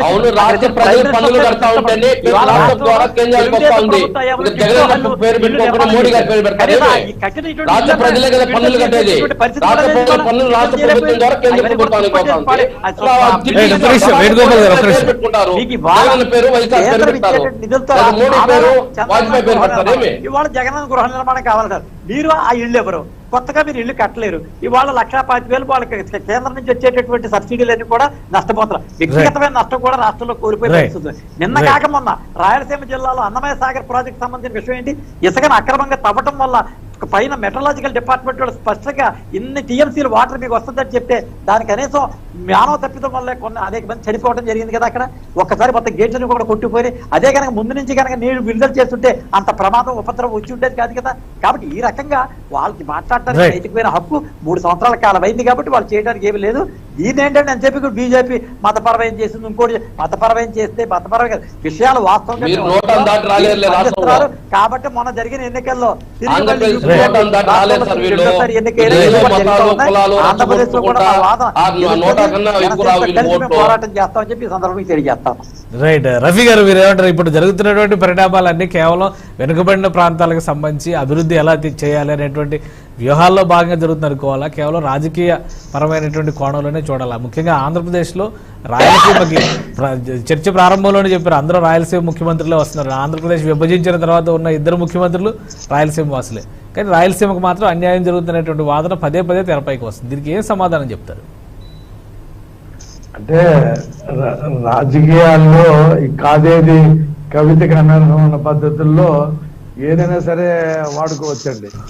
ఇవాళ కేంద్ర ప్రభుత్వం అనుకుంటే వెనకబడిన జిల్లాలకి బులందిగడ లాగా ఎందుకు డబ్బులు ఇవ్వకూడదు, ఎందుకు పెంచకూడదు?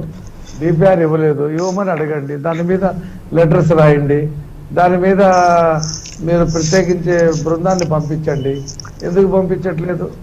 ఇవ్వాల్సిన డబ్బులు ఇవ్వకపోతే ఎలా డెవలప్ అవుతుంది వెనకబడిన జిల్లాలు? అది విభజన చట్టంలో హామీ కదా, అది ఖచ్చితంగా అమలు జరిపి తీరవుతుంది కదా. ఇచ్చింది ఎక్కొట్టేస్తే ఎలాగా? ఇచ్చింది వెనక్కి తీసుకుంటే ఎలాగా? ఇది అన్యాయం కాదా? దీన్ని ప్రశ్నించకూడదా? మరి ప్రత్యేక హోదా ముగిసిపోయిన అధ్యాయం అన్నారు. మరి బీహార్లో ఎలా పెడతామన్నారు? బీహార్లో పెడతామని చెప్పాడు కదా నీతి ఆయోగ్ చైర్మన్. మరి అప్పుడు మన్మోహన్ సింగ్ క్యాబినెట్ లో ప్రత్యేక హోదా పాస్ ప్రత్యేక హోదా మరి సంజీవన్ అంటారా? ప్రత్యేక హోదా ఇప్పుడు ప్రత్యేక హోదా సంజీవన్ అంటారా? అన్ని సమస్యలకి అదే పరిష్కారం అంటారా?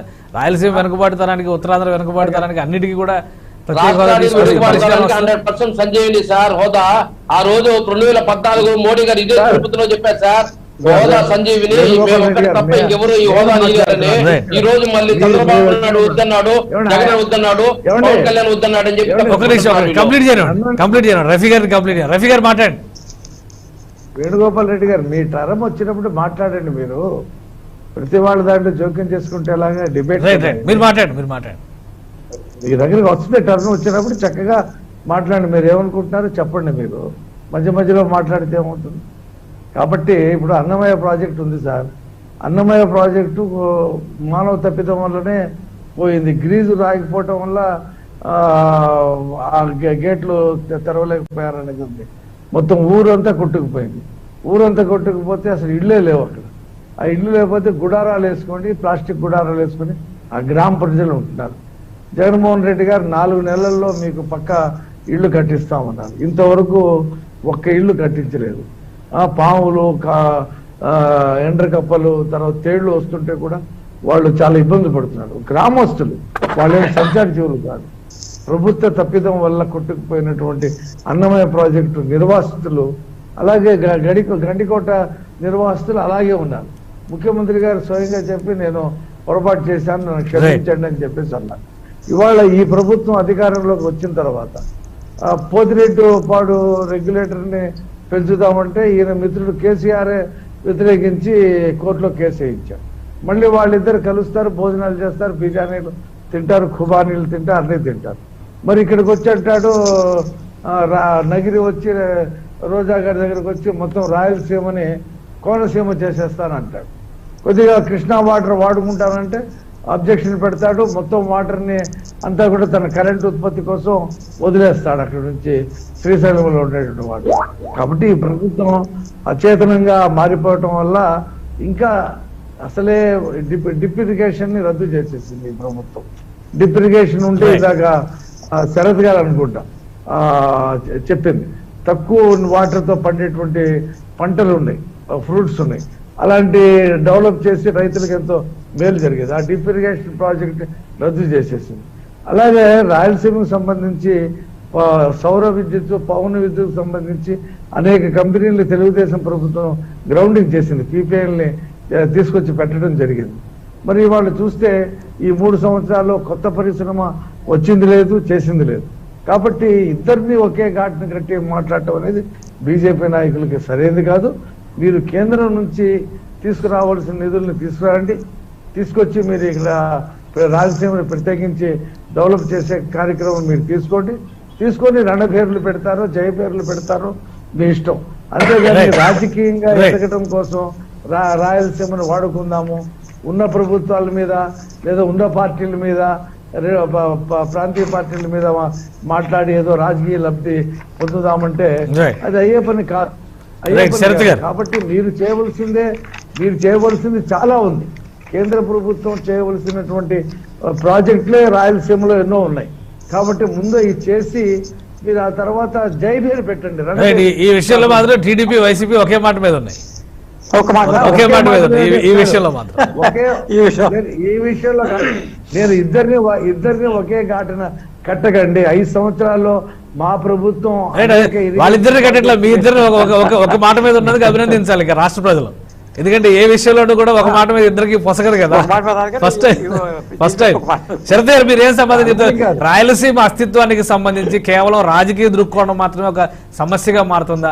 రాయలసీమ రణబేరి ద్వారా బీజేపీ తీసుకురావాల్సినటువంటి వెలుగులోకి తీసుకొద్దాం అనుకుంటున్నటువంటి సమస్యలకు పరిష్కారం రాష్ట్ర స్థాయిలోనే దొరికే అంశాలు లేదా కేంద్రం జోక్యం చేసుకోవాల్సిన అవసరం ఉందా? జనసేన స్టాండ్ ఏంటి? ఖచ్చితంగా అది ఆన్సర్ చేసే ముందు ఇంక 2 పాయింట్స్ చెప్పదలుచుకున్నాను సార్, ప్రత్యేకంగా వైఎస్ఆర్సీపీ నేత గారికి. సో ఈ 4 జిల్లాలని 8 జిల్లాల కింద ఇప్పుడు మార్చేయాలన్న ఆలోచనతో చేస్తున్నారు సార్. సో దానికి గాను ఒక మేబీ అనౌన్స్మెంట్ అంతా చేస్తున్నారు. అది చేసేటప్పుడే కొంతవరకు ఏదైతే బెస్ట్ ఆప్షన్స్ లేకపోతే కనుక అక్కడ రెవెన్యూ జనరేషన్ మెకానిజమ్స్ కానీ లేకపోతే ఎకానమీ స్టేటస్, లైవ్లీహుడ్ స్టేటస్ పెంచేదానికి చేయాల్సిన ప్రణాళికలు చేస్తూ అలాంటివి చేస్తే బాగానే ఉండేది సార్. ఇప్పుడు నెల్లూరులో 16 కిలోమీటర్లు తీసుకువెళ్లి కోస్తా మేబీ సముద్ర తీరాన్ని రాయలసీమలో కలిసి సార్. ఇప్పటి వరకు మొన్నటి వరకు రాయలసీమలో సముద్ర తీరం అనేది లేదు. ఇప్పుడు నెల్లూరులో శ్రీహరికోట కానీ ఇవన్నీ కూడా రాయలసీమకు వెళ్ళిపోయినాయి సార్. సో వెళ్ళిపోయినప్పుడు అది అభివృద్ధి చెందడానికి అటువంటి వాటికి ఆలోచించాలి. ఒక ఇస్రో శ్రీహరికోట ఉంది, స్పేస్ ఇండస్ట్రీస్ పెట్టచ్చా, ఎలక్ట్రానిక్స్ ఇండస్ట్రీస్ పెట్టచ్చా, లేకపోతే కనుక అక్కడ దగ్గరలో ఉన్న మన శ్రీ సిటీ దగ్గర ఒకటి అంటే శరత్ గారు అది ఇంకా అవి అమల్లోకి రాని విధానాలు కాబట్టి దానిపైన మీరు అన్నట్టు కరెక్టే. కానీ అసలు ఇప్పుడు ఉన్నటువంటి స్వరూపంలో రాయలసీమకు సంబంధించి మీరు అవునన్నా కాదన్నా కానీ నెల్లూరు, ప్రకాశం జిల్లాలను కూడా కలుపుకొని గ్రేటర్ రాయలసీమ అనేటువంటి వాదాన్ని వినిపిస్తున్నారు కాబట్టి దాని గురించి మనం విడిగా చర్చించవచ్చు. కానీ ఇప్పుడు బీజేపీ లేవనెత్తినటువంటి ఎజెండా విషయంలో జనసేన పార్టీ నాయకులు కూడా ఆహ్వానం అందిందా? ఈ సభలో పార్టిసిపేట్ చేస్తారా? సార్ ఈ ఒక పాయింట్, లాస్ట్ పాయింట్ సార్, ఇది ఇలా ఉండి ఉద్దేశంతో ఇందాక మీరు ఒక క్వశ్చన్ వేశారు, న్యాచురల్ రిసోర్సెస్ లేకపోవడం కారణమా లేకపోతే కనుక పొలిటికల్ స్టంట్స్ ఇక్కడ జరుగుతున్నాయని.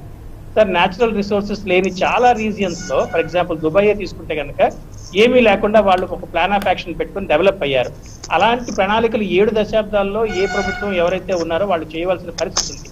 అదే కనుక మేము అధికారంలోకి వస్తే కనుక అటువంటి ఆప్షన్స్ తీసుకొని మేము మా బీజేపీ మిత్రపక్షంతో అటువంటి ఆప్షన్స్ స్టడీ చేసి, పైలట్ స్టడీస్ చేసి ఇక్కడ ఉన్న ప్రజానీకానికి ఉపయోగపడేట్టు చేయడం సార్. అలాగే బీజేపీ నుంచి జనసేనకి కోఆర్డినేషన్ కమిటీ, 2 పార్టీలకి కోఆర్డినేషన్ కమిటీ అనేది ఒకటి ఉంది సార్. ఎప్పుడైతే మేము ఎలియన్స్ లోకి వచ్చామో ఆ ఎలియన్స్ ద్వారా ఈ కోఆర్డినేషన్ కమిటీ ఇటువంటి యాక్టివిటీస్ ఏది జరిగినా సరే ఖచ్చితంగా డిస్కస్ చేసుకుంటారు. అలాగే మా దగ్గర నుంచి రిప్రజెంటేషన్ కూడా అక్కడ ఉన్న లోకల్ నాయకులు సపోర్ట్ చేస్తారు. అంతకుముందు మేము కర్నూలుకి వెళ్ళినప్పుడు కూడా, ఫర్ ఎగ్జాంపుల్ సుగాలి ప్రీతి పాప గారికి వాళ్ళ అమ్మగారిని పలకరించిన కర్నూలు వెళ్ళినప్పుడు కూడా మాకు బీజేపీ నాయకులు వచ్చున్నారు. సో ఇవన్నీ మాకు యాక్టివిటీస్ జరుగుతున్నాయి సార్, జరుగుతున్నాయి. ఖచ్చితంగా వెల్ఫేర్ మెకానిజం వెళ్తాం. కానీ ఒకటే శరత్ గారు, ఈ మధ్య కాలంలో బీజేపీ సభలు బీజేపీ నిర్వహిస్తుంది, జనసేన సభలు జనసేన నిర్వహిస్తుంది. ఈ ఆవిర్భావ సభ తర్వాత ఏమన్నా పరిణామాల్లో చేంజ్ వచ్చిందా? రణబేరిలో కూడా జనసేన నాయకులు పార్టిసిపేట్ చేసే అవకాశం ఉంది? ఆహ్వానాలు ఏమన్నా అందినాయా పోనీ? సార్ ఖచ్చితంగా సార్, ఎందుకంటే మా కోఆర్డినేషన్ కమిటీస్ ఖచ్చితంగా వర్క్ చేస్తున్నాయి. వాళ్ళందరూ కలిసి ఆ రీజియన్ రిప్రజెంటేటివ్స్ ఎవరైతే ఉన్నారో, రీజనల్ కోఆర్డినేటర్స్ ఎవరైతే ఉన్నారో, ఆ నియోజకవర్గాలు ఎవరైతే ఆల్రెడీ ఇన్ఛార్జెస్ ఫామ్ అయినారో వాళ్ళందరూ కూడా ఆ పార్టిసిపేషన్ కి వెళ్తారో అది మాత్రం జరుగుతుంది సార్. ఇంకొక విషయం మీరు అడిగిన దానికి ఏంటంటే, ఇప్పుడు మా పిఎస్సి జరిగినప్పుడు లేకపోతే మా యాక్టివిటీస్ జరిగినప్పుడు లేకపోతే వాళ్ళ యాక్టివిటీస్ జరిగిన అది క్లోజ్ రూమ్స్ లో జరిగే యాక్టివిటీస్ సార్. ఇప్పుడు అటువంటి పరిస్థితుల్లో కొన్ని మేము మా ఆవిర్భావ సభ అంటే కనుక ఖచ్చితంగా ఎక్కువ మా పార్టీ వాళ్ళ రిప్రజెంటేషన్ ఉండొచ్చు, అలాగే వాళ్ళ దగ్గర నుంచి వచ్చినప్పుడు వాళ్ళ పార్టీ వాళ్ళ రిప్రజెంటేషన్ ఉండొచ్చు. బట్ ప్రజా సమస్యలు వచ్చినప్పుడు టెంపుల్స్ అవ్వచ్చు, ఇష్యూస్ అవ్వచ్చు, లేకపోతే వేరియస్ ఆస్పెక్ట్స్ లో ఖచ్చితంగా కలిసే వర్క్ చేస్తున్నాం సార్. మేము డిఫరెంట్ పార్టీస్ కాబట్టి ఒకటి రెండు దాంట్లో డిఫరెన్సెస్ ఉన్నా సరే సిచ్యువేషన్ వచ్చినప్పుడు, హిందూ ధర్మం గురించి వచ్చినప్పుడు, టెంపుల్స్ గురించి వచ్చినప్పుడు కానీ, లేకపోతే ప్రజలు పరిస్థితుల్లో ఏమైనా ఇబ్బందులు జరిగినా సరే, విమెన్ కి ఏమైనా ఎఫెక్ట్ అయినా సరే, లేకపోతే ఈ మెడికల్ ఫెసిలిటీస్ గవర్నమెంట్ ప్రొవైడ్ చేయడంలో ఫెయిల్యూర్ అయినప్పుడైనా సరే, వీటన్నిటికీ కూడా మేము కలిసే పోరాడాము. ప్రత్యేకంగా చెప్పాలంటే రోడ్ల గురించి మాట్లాడినప్పుడు కూడా మేము కలిసి పోరాడాము. మాకు దాదాపు ఎన్నో లక్షల ట్వీట్స్ అనేది, రీట్వీట్స్ అనేది వచ్చి ప్రజల నుంచి రిప్రజెంటేషన్ కూడా తెలిసింది సార్. సో వీటన్నిటికీ నేను చెప్పదలుచుకుంది ఏంటంటే సార్, ఇక్కడ ఆ వైఎస్ఆర్సీపీ నాయకులు నెంబర్స్ అనేది ఆయన నేను ఏదైతే చెప్పదలుచుకున్నాను స్టాటిస్టిక్స్ అది చెప్పకపోవడం వల్ల ఆయన యూట్యూబ్ వీడియో నెంబర్స్ చెప్పారు. వాటన్నిటికీ ఎందుకు ఇప్పటివరకు చేయాలి? నాకు 9 నెలల టైం ఇవ్వండి, 9 నెలల టైం ఇస్తే స్ట్రాటజిక్ ప్లానింగ్ తో పేపర్ వర్క్ చేసి మొత్తం కంప్లీట్ చేసేసి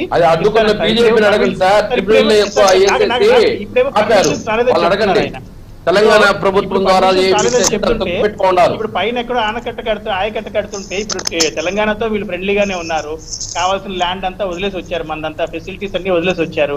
వదిలేసి వచ్చినప్పుడు ట్రేడ్ ఆఫ్ కింద వీటికి వాటికి బీజేపీ మాకు సంబంధం లేక నిమ్మకు నీరు ఇచ్చినట్టు రాష్ట్ర ప్రభుత్వం సంప్రదింపులు జరపాలి. వేణుగోపాల్ రెడ్డి గారు బీజేపీ మధ్యస్థం చేస్తారు కదా, వాళ్ళు తెలంగాణ వాళ్ళకి నిశ్చయం కాకూడదు, మనకు నిశ్చయం కాదు, మధ్యలో గోడ పిల్లిలా గుమ్మనే ఉంటది, మీరు తన్నుకు సావండి అనేసి మీ ప్రయత్నం మీరు చేయొచ్చు కదా. రాష్ట్ర ప్రభుత్వం నుంచి రిప్రజెంటేషన్ రాష్ట్ర ప్రభుత్వం నుంచి సంప్రదింపుల కోసం కేంద్రాన్ని జోక్యం చేసుకోవాలని మీరు కోరొచ్చు. పైగా ఉమ్మడి రాజధాని హైదరాబాద్ మీద ఇప్పటికే హక్కులు ఉన్నాయన్నారు. సెక్రటేరియట్ అన్ని వదిలేసి, సెక్రటేరియట్ తో సహా అన్ని వదిలేసి, హోదాతో సహా అన్ని ఇచ్చేస్తామని చెప్పేసి నోటి అది కాదు వేణుగోపాల్ రెడ్డి గారు, వేణుగోపాల్ రెడ్డి గారు హోదాకు సంబంధం లేదు, మాకు హోదాకు సంబంధం లేదు అని చెప్పి చేతులు ఎత్తేసి అది పొరపాటు జరిగిపోయిందని చెప్పి కథలన్నీ చెప్పారు కదా సార్.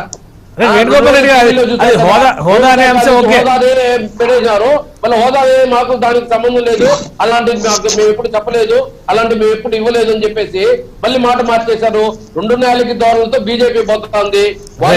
వాళ్ళకి ఎక్కడ ఓట్లు రావాలి తెలంగాణలో, వాళ్ళకి బీజేపీ కొంచెం గొప్ప ఉంది కాబట్టి ఆ బీజేపీకి అక్కడ మైనస్ కాకుండా తెలంగాణకి ఇంటర్నల్ గా సపోర్ట్ చేసుకుంటూ కేసీఆర్ గారు ఈ విమర్శించినట్టు ఒక విషయం వేణుగోపాల్ రెడ్డి గారు బీజేపీ ఎజెండా బీజేపీకి ఉండొచ్చు. ఒక నిమిషం వేణుగోపాల్ రెడ్డి గారు బీజేపీ ఎజెండా బీజేపీకి ఉండొచ్చు, కానీ చేతిలో ఉన్న సెక్రటేరియట్ ని వదిలేసి ఉమ్మడి రాజధాని అని ఈ రోజు మీరు ప్రకటనలు చేస్తున్నారు కదా. హైదరాబాద్ ఉమ్మడి రాజధాని అంటే సెక్రటేరియట్లు అన్ని వదిలేశారు, మరి మీరేం చేస్తున్నట్టుగా అనుకోవాలి. ప్రజలు చూస్తారు కదా. ఇప్పుడు రాష్ట్ర ప్రభుత్వం ఏమన్నా జోక్యం చేసుకునే పరిస్థితి ఉందా? కేంద్ర ప్రభుత్వం జోక్యం చేసుకుని ఎవరి ఆస్తులు వాళ్ళకి పంచాలి. రాష్ట్రాన్ని విభజించింది మాత్రం కేంద్రము, మిగతా ఆస్తులు పాస్తులు ఎవరికి విభజించి ఇచ్చేయాలి, కేంద్రమే కదా విభజించి ఇచ్చేయాలి. ఆ రోజు మీ ఆస్తులు ఇంత ఉంది, మీ అప్పులు ఇంత ఉందని చెప్పింది కదా, అప్పులు మాత్రం కట్టుకుంటున్నా, ఆస్తులు ఇప్పించాల్సిన బాధ్యత ఎవరిది? కేంద్ర ప్రభుత్వం కదా. ఊరికే రాజకీయం చేసుకుంటూ రాజకీయం మాట్లాడదు కదా సార్. ఆ రోజు చంద్రబాబు నాయుడు, పవన్ కళ్యాణ్, బీజేపీ ముగ్గురు కలిపి 2014 హోదా ఇస్తామన్నారే, ఆ తర్వాత చంద్రబాబు నాయుడు హోదా వస్తున్నాడు అందుకే మేము ఇలేదంటారే, ఏమన్నా మాట్లాడదే సత్యనారాయణ గారు సమాధానం చెప్తారు. సత్యనారాయణ గారు ముగ్గురు కలిసి హోదా ఇస్తామన్నారు, ఆ రోజు చేయించారని చెప్పి అంటారు. అలానే ఈ రోజు కూడా సమస్యల పరిష్కారాన్ని కేంద్రమే జోక్యం చేసుకోవాలి. కేంద్రం జోక్యం చేసుకుంటే విభజన హామీలన్నీ అమలు అవుతాయి. పథకాలు పెట్టేశారంటారే, రాష్ట్ర ప్రజలు రాష్ట్ర ప్రభుత్వం ద్వారా పన్నులు కడితే ఆ పన్నులు సిజిఎస్టీ ద్వారా 23 ట్యాక్సుల రూపంలో కేంద్రాలకు పోతే రాష్ట్ర ప్రభుత్వంలో రాష్ట్ర ప్రజల పన్నులకి రాష్ట్ర ప్రభుత్వం పేరు పెట్టుకోకుండా కేంద్ర ప్రభుత్వం పేరు పెడుతుందా? పథకాల పేర్లు మాట్లాడదాం వేణుగోపాల్ గారు, పథకాల పేర్లు కాదు మీరు లేవనెత్తినట్టు దానిలో కీలకమైనటువంటి అంశం. ఒక నిమిషం వేణుగోపాల్ గారు, సత్యనారాయణ గారు మీరు సమాధానం చెప్పాలి. ప్రత్యేక హోదా విషయంలో ప్రభుత్వం మూడు పార్టీలు కలిసి హామీ ఇచ్చి మోసం చేశాయి. అలానే ఈ రోజు ఆంధ్రప్రదేశ్ ప్రభుత్వం ఎదుర్కొంటున్నటువంటి అనేక సమస్యలకి విభజన హామీలు అమలు చేయకపోవడం, 2 రాష్ట్రాల మధ్య వచ్చినటువంటి స్పర్ధని మీరు డీల్ చేయకపోవడం, ఇదే సమస్యలకు కారణం. లేదంటే ఆంధ్రప్రదేశ్ లో అభివృద్ధికి ఆటంకం ఉండేది కాదు. మీరు ఏం సంజయ్ ఇస్తారు చెప్పండి ఆంధ్రప్రదేశ్ ప్రజలకి. ఇప్పుడు జగన్మోహన్ రెడ్డి గారు, కేసీఆర్ గారు పలావులు తింటూ చక్కటి మెత్తర మొక్కలు ఏరుకుని ముడుసులు మా మెళ్ళలో కట్టే ప్రయత్నం అంటే రోజు కొట్టుకుంటూ వారు చక్కగా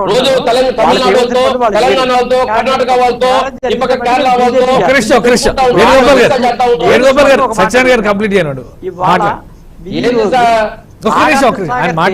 కి సంబంధించినటువంటి విషయంలో కేసీఆర్ జగన్మోహన్ రెడ్డి గారి కనుక కూర్చొని సయోధ్యగా ఉన్నట్టయితే గోదావరికి చెందినటువంటి వాటర్స్ ని నాగార్జున సాగర్ టైల్ పాండ్కి తీసుకురావడం వల్ల పోతిరెడ్డిపాడు నుంచి ఇచ్చేటటువంటి డిస్ట్రిబ్యూషన్ 885 అడుగుల నుంచి తగ్గించి ఇచ్చినట్టయితే ఇప్పుడు అనుకున్నటువంటి మొత్తం రాయలసీమ రీజన్ తో పాటు హైదరాబాద్ కి డ్రింకింగ్ వాటర్ తో పాటు కృష్ణా నది మీద మనకి ఇచ్చేటటువంటి మహారాష్ట్రకి 45 టీఎంసీస్ ఇచ్చినా తెలుగుగంగ నుంచి మనం 15 టీఎంసీలు అలాట్మెంట్ చేసినా మొత్తం ఇవన్నీ జరిగేటటువంటి అవకాశం ఉంటుంది.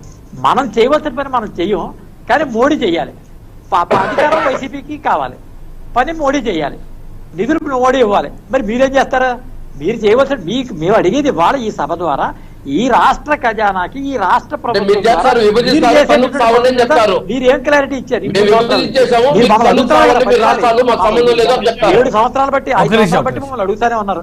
అంతకుముందు తెలుగుదేశం 1 year బట్టి అడుగుతానే ఉంది. దాని తర్వాత కంటిన్యూషన్ ఈ ఎజెండా పట్టుకుని వైఎస్ఆర్సీపీ కూడా కంటిన్యూ అవుతానే ఉంది. మోసం చేసింది. ఇన్ని లక్షల కోట్ల రూపాయలు ఇవాళ రాష్ట్రంలో రండి కూర్చొని ఒక్కొక్క ప్రాజెక్టు ఇందా చెప్పాను, గ్రామ్ సంవాద్ యాప్ లో ఓపెన్ చేయండి.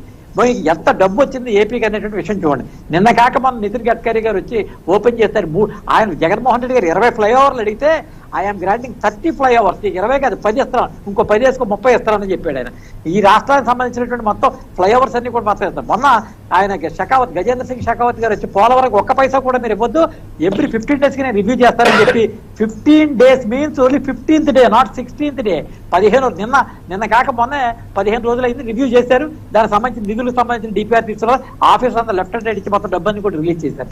కాబట్టి ఏపీ స్టేట్ కి సంబంధించిన విషయమే కాదు, ఇప్పుడు all India institute of medical sciences నిర్మాణం అయిపోయి పూర్తయిపోయి ఉంది. అక్కడ నిన్న అద్భుతం. ఇవాళ క్యాపిటల్ కట్టలేనటువంటి పరిస్థితిలో ఒక all India institute of medical sciences ఇవాళ ఓపెన్ అయింది. కాబట్టి చూడండి అక్కడ జరిగేటువంటి విషయం ఏం జరుగుతుంది కేంద్రం నుంచి అంటే జరిగేటువంటి పనులు 1,00,000 జరుగుతూనే ఉన్నాయి. ఆ ఏపీ స్టేట్ గారు ఈ యొక్క అమరావతి బేస్ చేసి వచ్చేటువంటి డెవలప్మెంట్ కానీ, ఉత్తరాంధ్రకి ఇచ్చే డెవలప్మెంట్ కానీ, కోస్టల్ హైవే చూడండి ఈ రోజు టాప్ క్యారిడార్స్ కానీ అన్ని కూడా డెవలప్ అవుతూనే ఉన్నాయి. కానీ బట్ ఇక్కడ పాయింట్ ఏంటంటే ఎంతసేపు కూడా దీన్ని విషయం అడిగేటప్పుడు మాకు వచ్చినటువంటి విషయాలు మాట్లాడతారు. ఒక పాయింట్ చూపిస్తారు. అసలు ప్రత్యేక హోదాకు సంబంధించినటువంటి విషయం ఎందుకు వచ్చింది డిస్ప్యూట్? అది అమలు చేసినటువంటి రాష్ట్రాల యొక్క అభివృద్ధిని సమీక్షించిన తర్వాత 30-40 సంవత్సరాల తర్వాత కూడా వాటి యొక్క అభివృద్ధి ఇప్పుడు ఉన్నటువంటి దాంట్లో టాప్ 10 లో లేని కారణంగా చంద్రబాబు నాయుడు గారు దాన్ని కన్విన్స్ అయ్యి అప్పుడు సుజనా చౌదరి గారు వీళ్ళకి కలిసి దానికి ఇంకా ర్యాపిడ్ గా చాలా ఎక్స్పెడిటెడ్ ప్రొసీజర్ కోసం దీన్ని వాళ్ళు ప్యాకప్ చేసుకుని తీసుకొచ్చినటువంటి పాయింట్ అది. ఆ వేళ అందుకనే on the floor of the house మీద చంద్రబాబు నాయుడు అంత గట్టిగా చెప్పాడు. ఆయన కేవలం దీని వల్లే జరుగుతున్న పాయింట్ స్పీడప్ అయ్యేటువంటి పాయింట్. 90-10% ఒక కేటగిరీ, 60-40% ఉంటాయి. కానీ బట్ ఇది అద్భుతమైనటువంటి పాలసీ అని చెప్పి అనుకుని ఆయన నమ్మి విశ్వసించి తర్వాత రాజకీయ కారణాల వల్ల ఆయన మనం విభేదించిన తర్వాత ఆయన ఎందుకంటే దాని గురించి డిమాండ్ చేస్తానని అరెస్ట్ చేస్తానని స్థాయికి వెళ్ళాడు. ఎవరన్నా మాట్లాడితే కేసులు పెడతానని. రఫీ గారు సమాధానం చెప్పండి.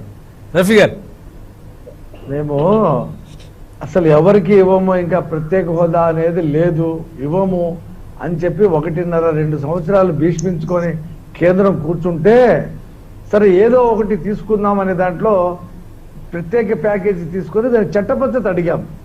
చట్టపద్ధతి ఎవరి కారణంగా విభేదించాం. కేంద్రంలో ఉండేటువంటి 2 మంత్రి పదవులు వదులుకున్నాం, ఎన్డీఏ నుంచి బయటకు వచ్చాం. ఎన్డీఏ నుండి బయటకు వచ్చి చట్టపద్ధతి ఇప్పటి వరకు కూడా చట్టపద్ధతి ఇవ్వాల. దానికి ఇచ్చేటువంటి ఉద్దేశం బీజేపీకి లేదు. రెండోది, మీరు ఇప్పుడు పోలవరం ప్రాజెక్టు కనుక మీరు 54,000 కోట్ల రూపాయలు R&Rకే 30,000 కోట్ల రూపాయలు వెళ్తా ఉన్నాయి. 150 అడుగులు అది కడితే రాయలసీమ ఇష్యూతో కంక్లూడ్ చేద్దాం మనం. రాయలసీమకే వస్తున్నా. పోలవరం ప్రాజెక్టు నుంచి నీళ్లు వస్తే అది కృష్ణాకు వచ్చి కృష్ణా నుంచి పెన్నాకి వెళ్ళి పెన్నా నుంచి కడప చిత్తూరుకి వాటర్ వెళ్ళేటువంటి నదుల అనుసంధాన ప్రాజెక్ట్ అది ప్రభుత్వం వచ్చిన తర్వాత 3 సంవత్సరాల్లో 2% కూడా అవ్వకపోవడం. మరి కేంద్రం ఇచ్చినటువంటి ప్రాజెక్టు ఇప్పుడు నిన్న మొన్న షెకావత్ గారు రివ్యూ చేశాడు. అంతకుముందు నితిన్ గడ్కరీ గారు రివ్యూ చేశాడు. R&R project 30,000 crores ఇవ్వమంటున్నారు. ఎలా అవుతుంది అది? రాయలసీమ ఎలా డెవలప్ అవుతుంది? ఇక్కడ పోలవరం ప్రాజెక్టు నిర్మాణం అయితే అక్కడ పోతిరెడ్డిపాడులో 40 టీఎంసీ వాటర్ కృష్ణాది ఏదైతే కోస్తాకు రావాల్సి ఉంటుందో దాన్ని మొత్తం కూడా రాయలసీమకే వాడటానికి అవకాశం ఉంటుందని చెప్పి కదా మనం పోలవరాన్ని అడిగాం. అది హైదరాబాద్ వదులుకున్నందుకు పోలవరాన్ని అడిగాం. హైదరాబాద్ పోయింది, పోలవరం రాలేదు. కాబట్టి రాయలసీమకు అన్యాయం రైట్ జరిగింది. రైట్ ఒక నిమిషం సత్యనారాయణ గారు ఫైనల్ గా సత్యనారాయణ గారు జనసేన పార్టీకి ఆహ్వానం ఉందా ఈ రాయలసీమ రణబేరికి సంబంధించి? జనసేనకి ఆహ్వానం ఉందా? ఎవరిని పిలుస్తున్నారు? పవన్ కళ్యాణ్ ఏమన్నా ఆహ్వానిస్తున్నారా? ఖచ్చితంగా జనసేనకి మేము దీని ఆహ్వానం ఖచ్చితంగా ఉంది. ఎందుకంటే ప్రజాక్షేత్రంలో చేసేటటువంటి పోరాటం డెవలప్మెంటల్ ఆస్పెక్ట్ లో ఆయన పవన్ కళ్యాణ్ గారిని, అదే రకంగా వారి పొలిటికల్ అఫైర్స్ చైర్మన్ గారు నాదెళ్ల మనోహర్ గారిని, వారందరినీ కూడా రమ్మని ఆహ్వానించేటటువంటి పరిస్థితి ఉంది. డెఫినెట్ గా ఆహ్వానిస్తున్నాం. అదే కాదు తటస్థులు, ఇప్పుడు కేవలం క్యాడర్స్ కూడా కాదు, తటస్థులు కూడా రావచ్చు, ఇతర పార్టీల నుంచి కూడా కార్యకర్తలు వచ్చినా కూడా వినవచ్చు. దానికి సంబంధించినటువంటి డీటెయిల్ డేటా అంతా కూడా ఇచ్చేటువంటి పరిస్థితి ఉంటుంది. వాస్తవాలు తెలుసుకున్న తర్వాత దానికి సంబంధించినటువంటి ఆ ప్రాంత అభివృద్ధిని కూడా చూడవచ్చు. ఎందుకంటే మేము తిరుపతి ఆధారంగా జరిగేటటువంటి పార్లమెంట్ ఎన్నికల సందర్భంగా తిరుపతికి సంబంధించి మొత్తం దాని అప్గ్రేడింగ్ ఆఫ్ మీకు ఒక ఈ 3 ఎయిర్పోర్ట్లు వచ్చినాయి ఇప్పుడు తాజాగా అక్కడ, నేటి కడప, కర్నూలుతో తిరుపతితో పాటు దాని అప్గ్రేడింగ్ తో పాటు అదరికి ఎలక్ట్రికల్ వెహికల్స్ తో దాన్ని ఏర్పాటు చేశారు. మెగా ఫుడ్ పార్క్ తోటి ఓపెన్ చేసి పెట్టే పరిస్థితి. స్మార్ట్ సిటీ తిరుపతికి డిక్లేర్ చేశారు. కొన్ని వేల కోట్ల రూపాయలు issue not an ordinary issue. Smart city ఇవాళ తిరుపతి పట్టణం చూస్తాయి. ఐఐటి ఇచ్చారు, ఐఐఎస్ఆర్ ఇచ్చారు. మీకు ఎలక్ట్రానిక్ మ్యానుఫ్యాక్చరింగ్ క్లస్టర్ ఏర్పాటు చేశారు. రాయలసీమ జిల్లాలో ప్రత్యేకంగా ఇల్లు ఎరవడం మొత్తం ఈ చిత్తూరు అత్యద్భుతమైనటువంటి విషయం. అదే కిసాన్ రైలు నేను చెప్పాను, కిసాన్ రైలు ప్రత్యేకంగా ఈ యొక్క అనంతపురి బెల్ట్ నుంచి వెళ్ళడానికి డైరెక్ట్ గా సరుకు తీసుకెళ్లి మొత్తం యావత్ దేశం అమ్మడానికి అవకాశం కల్పించేటువంటి పరిస్థితి. కాబట్టి ఈ రకంగా బీజేపీ నేతృత్వంలో రాయలసీమ ప్రాంతానికి ఇచ్చినటువంటి నిధులతో పాటు రాష్ట్ర ప్రభుత్వం యొక్క అలసత్వం కారణంగా జరిగినటువంటి నష్టాన్ని చూపిస్తూ జనసేన బీజేపీ కూటమికి మద్దతు ఇస్తే మేము చేయబోయేటటువంటి ప్రణాళికను కూడా ఆ సభ ద్వారా మేము ప్రజాబాహుళ్యంలో ఆవిష్కరించేటటువంటి నేపథ్యంతో ఈ యొక్క సభను ఏర్పాటు చేస్తాం. రైట్, కంక్లూడ్ చేద్దాం. వేణుగోపాల్ గారు ఫైనల్ గా మీరు ఏం చెప్తారు? జనసేన బీజేపీ రాయలసీమలో పాగా వేయబోతున్న ఈ సభతో కేశవ్ గారు నాకు అవకాశం ఇవ్వలేదు. ఒక్క నిమిషం కేశవ్ గారు రైట్, మీరు మాట్లాడండి. కన్క్లూజన్ వేణుగోపాల్ గారు సార్ మీరు చెప్పండి, మీ పాయింట్ చెప్పండి. మన సత్యనారాయణ గారు చాలా మంచి విషయాలు చెప్పింది. అది వైఎస్ఆర్సీపీ పార్టీ వాళ్ళే అర్థం చేసుకునే పరిస్థితులు లేరు సార్. అలాగే ఐఐఎస్సిఆర్, ఐఐటి తిరుపతి, నేను గడిచి 5 రోజుల క్రితం ఐఐటి తిరుపతికి వెళ్ళినప్పుడు అక్కడ డైరెక్టర్ గారు 538 ఎకరాల్లో 900 కోట్లతో ఒక సిటీ నిర్మాణం అవుతుంది ఎయిర్పేడ్లో. అక్కడ మీరు నమ్మలేకపోతారు, కొండ దగ్గర నుంచి హైవే వరకు ఒక సిటీ నిర్మాణం అవుతుంది. అక్కడ ఎన్ని బిల్డింగ్స్, ఎంత హై రైజ్ బిల్డింగ్స్, లేకపోతే ఎన్ని లక్షల square feet construction, ecology, environment ఏది విస్తరణ చేస్తారు. అలాగే నేను అనబోయేది ఏంటంటే సార్, వైఎస్ఆర్సీపీ పార్టీ ప్రత్యేకంగా 4 ఎయిర్పోర్ట్లు ఉన్నాయి సార్ ఈ రోజు రాయలసీమకి. 8 జిల్లాల కింద వీళ్ళు చేద్దాం అనుకుంటున్నారు. ప్రత్యేకంగా రాయలసీమ మనకి రాయల్ గారు అక్కడి నుంచి ఫామ్ అయిన దాంట్లో హెరిటేజ్ ఓరియంటేషన్ లో చాలా ఇంపాక్ట్ ఉంది. టూరిజం డెవలప్మెంట్ చేసుకుంటూ సబ్సిక్వెంట్ గా వాటి నుంచి వనరులు సంపాదించుకుంటూ చేయాలి. కానీ ఇవన్నీ కూడా పక్కన ఎవరు వెళ్తారు? జనసేన పార్టీ నుంచి ఎవరు వెళ్తారు? శరత్ గారు మీకు ఏమైనా సమాచారం ఉందా? సార్ ఖచ్చితంగా నేను అనుకునే దాని ప్రకారం మా కర్నూలు నుంచి రీజనల్ కోఆర్డినేటర్ ఉన్నారు, వాళ్ళు పార్టిసిపేట్ చేస్తారు. అలాగే ఎప్పటికీ రాష్ట్రంలో ఎక్కడ జరిగినా సరే ఈవెంట్స్ ఆ కమిటీ టాప్ లీడర్షిప్ ఎవరు వెళ్ళరంటారా? టాప్ లీడర్స్ ఎవరు వెళ్ళరంటారా? పవన్ కళ్యాణ్ గారు గారి, నాదెళ్ల మనోహర్ గారు గారు ఆహ్వానిస్తా అంటున్నారు బీజేపీ. ఒకటి జనసేన పార్టీలో ప్రతి ఒక్కళ్ళు కూడా టాప్ లీడర్స్ చేస్తారు. మా నాయకుడు చెప్తారు, ప్రతి ఒక్కళ్ళు కూడా ఒక పవన్ కళ్యాణ్ లాగా ప్రతి ఒక్కళ్ళు కూడా ఒక మంచి హ్యూమన్ బీయింగ్ కింద ఉండి అన్ని మంచి కార్యక్రమాల్లో పాల్గొనండి అని చెప్తుంటారు. ఉన్న పరిస్థితుల్లో ఎవరైతే ఫార్వర్డ్ నాయకుడు 10 మందికి ఆదర్శంగా ఉండే వ్యక్తి వేణుగోపాల్ గారు మీరు ఎలా రాయలసీమ వెనుకబాటుతనానికి సంబంధించి 3 ఏళ్ల పరిపాలన విషయంలో మీరు ఎలా సంజాయించుకుంటారు, సమర్థించుకుంటారు? రాయలసీమ ప్రజల్ని ఏ విధంగా మీరు నమ్మించగలుగుతారు? ప్రభుత్వం కష్టపడుతోంది రాయలసీమ అభివృద్ధి కోసం అనే విషయంలో ఫైనల్ కంక్లూడ్ చేద్దాం సార్. ఇప్పుడు బీజేపీ నాయకులు చెప్తున్నారు, చంద్రబాబు నాయుడు అడిగినాడు హోదా, మళ్ళీ వద్దన్నాడు, అందుకని లేదు. అదేవిధంగా జనసేన నాయకులు పవన్ కళ్యాణ్ కావాలన్నాడు, మళ్ళీ పాచిపోయిన లైట్లు అన్నాడు, మళ్ళీ పక్కన పెట్టేశారు, మళ్ళీ ఇప్పుడు హోదా వద్దు మాకు బీజేపీ ముద్దని చెప్పి సంకరెక్కాడు. ఇవన్నీ ఒక రాజకీయ కుట్ర సార్. ఇప్పుడు సంజీవన్ లాంటి ప్రత్యేక హోదానే ఇవ్వకుండా రెచ్చగొట్టాయి. ప్రత్యేక హోదా గురించి వైసీపీ గానీ రాష్ట్ర ప్రభుత్వం గానీ ఉద్యమం చేస్తుందా? ఉద్యమం చేయడం ద్వారా సాధిస్తుందా? అదే కదా కోరుతుంది. సమావేశంలో ఎవరు సార్ గుర్తు చేస్తున్నారు హోదా గురించి? ఈ జనసేన నాయకులు ఏమైనా వచ్చి చేస్తున్నారా, లేదా తెలుగుదేశం నాయకులు వచ్చి గుర్తు చేస్తున్నారా, లేదా బీజేపీ నాయకులు వచ్చి గుర్తు చేస్తున్నారా? మీకు అంతమంది ఎంపీలు పార్లమెంటరీ సమావేశంలో ప్రతి మా ఎంపీలు మాకు హోదాలు వీటికన్నీ అవసరంలా, మాకు హోదా ఒకటి ఇమ్మంటాను మేము. మా ఐఐటీలు సిఐటీలు ఇవన్నీ అవసరం లేదు, హోదా ఒకటి ఇవ్వండి. ఆటోమేటిక్ గా మేమే హోదా కావాలి. రాష్ట్రాలకు వస్తాయి.